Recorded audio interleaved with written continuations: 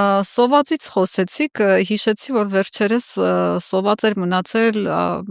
նախագահ Վահագն Խաչատուրյանը, որը, չգիտեմ, տեսել եք այդ դրվագը թե չէ, Աթենքում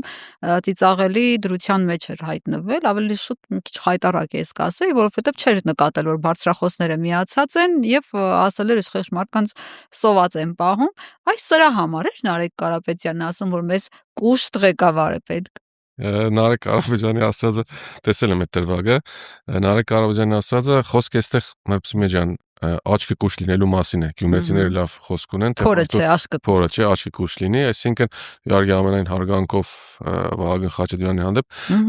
ինքը այո չէր նկատել, բայց սա մենք այստեղ ուրիշ խնդիր ունենք։ Իմ համար ավելի ցավալի էր, որ Գևորգ Պապոյանը,